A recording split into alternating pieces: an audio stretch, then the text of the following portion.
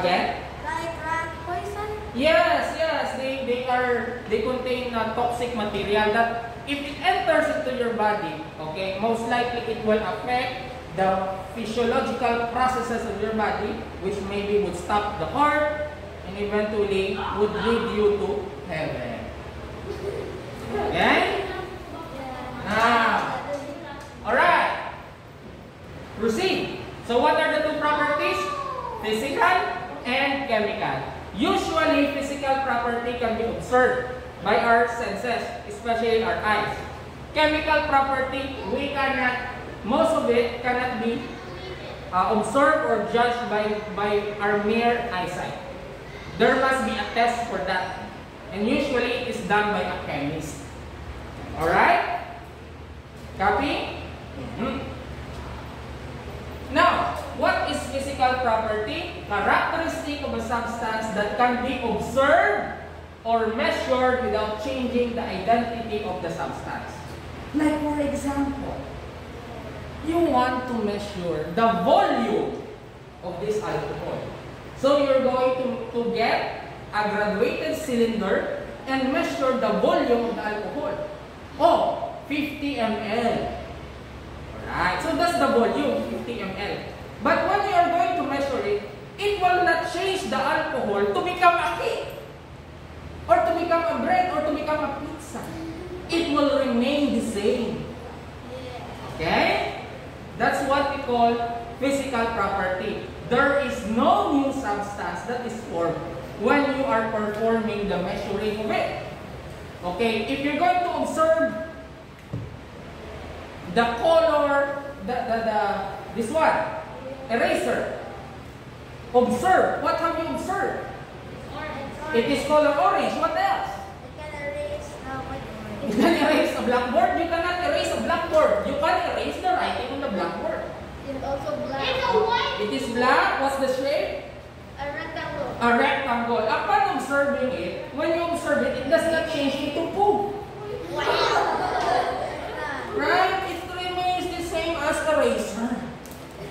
So that is physical property. Okay? Things that we can observe without changing the identity of a particular, okay, matter. Ayos? Yes? Alright. Oh, who's that? Who's talking? The other guys. Okay? So, what are the example of physical property? Talk, come here. Come here. What's your name? Yeah. What's your name? Disinfect first, sanitize. Sanitize. Can you come here, stand? What's your name? Mateo. Okay. When we talk about physical property, one of the example of that is hardness. Okay? Hardness of a material is defined as its ability to withstand localized permanent deformation. Like for example, okay, the hardness of the skull. It's so hard. No matter how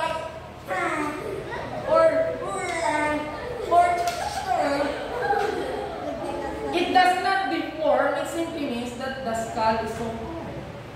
Right? Even though I apply superpowers, it does not deform.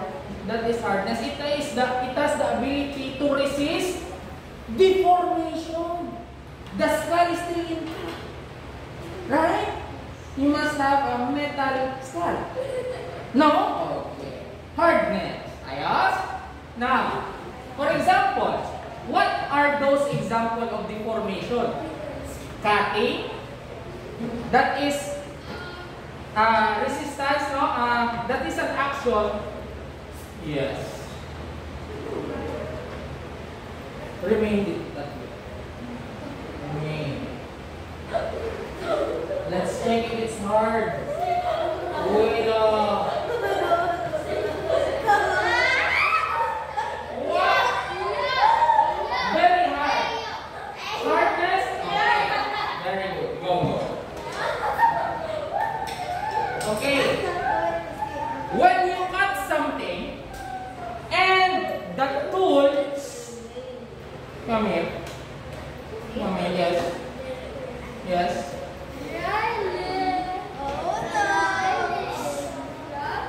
When we talk about cutting, I have a magical saw. And stand straight. And I'm trying to cut straight. And my magical equipment is not working. It means that his neck is harder than my magical tool. I'll try again another magical axe. I'll try to it doesn't work. And the axe before, it simply means that his neck is harder than the axe. Right? Alright? Alright. Okay, sige. Abrasion. Abrasion means scratching. If I use, for example, this one to scratch this one, and it does not work, it does not cause any scratch on the whiteboard, then it simply means that the whiteboard is harder than this material. Hardness. Okay? Yes. If you try to eat a chicken bone, because you like the bone marrow, and you try to, and eventually it breaks your milk teeth, so it means that the bone is harder than your teeth. Right? Okay, sige. Penetration and scratching are example of physical deformation that we can actually apply to a certain material. Do you get my point?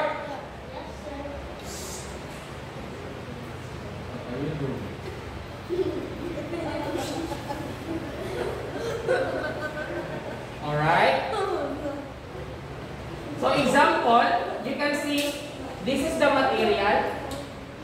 They try to scratch this material, and you can see that it penetrates a solid material. So it simply means that this one is harder than this material. Do you get my point?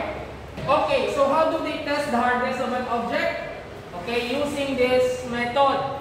And you can see the depth, okay, that penetrates the material would tell you something about the hardness of this material. Do you get my point? Okay, so we have also most hardness scale.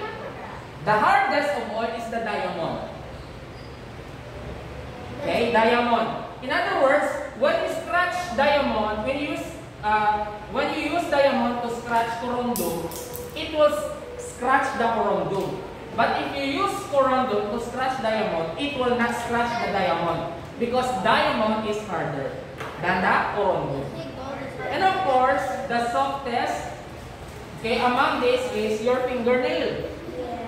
Okay, you cannot use your fingernail to scratch a nail, although they are nail, the same nail, but this one is a fingernail, this one is a steel nail. And you don't use your fingernail to connect wood together. You use it because wood is harder than your fingernail. Do you get my point? Ayos? Okay, hardness. Okay, that's a physical property. Yes. What's that? The last Where? The last one, the last item. No, the last one.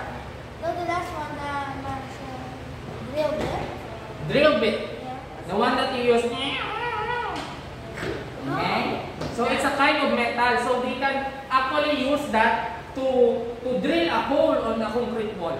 Because drill bit is much harder than the concrete wall. Do you get my point?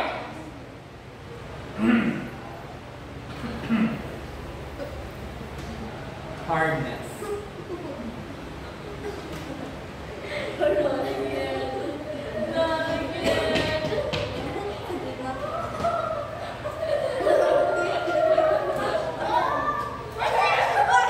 Let's try the hardness of this electronic worm.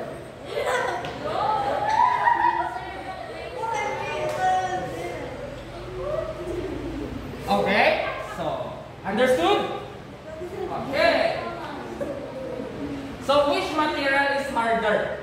This is material B, and this is material A. When this person, the appearance of this person, because it's only, you know,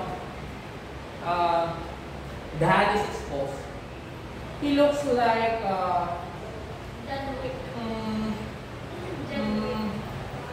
I'll draw with a face mask and chinito eyes.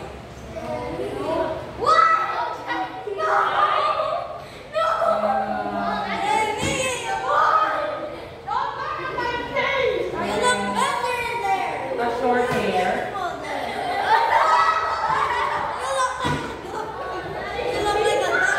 And fantastic eyebrows.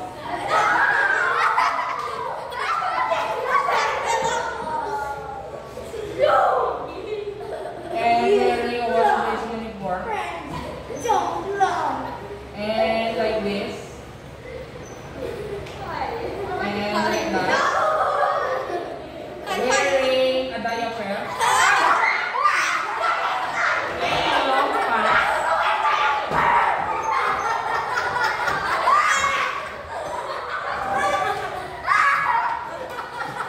No. I mean long pants. Of course, long pants. Yan. Okay, let's go back. I want silence. 1, 2, and 3. Alright. Which material is harder? Material A or material B? Yes? Material? Material? Raise your hand if you choose Super A? material A. Super A? No, I mean material A. Maria A? Material A!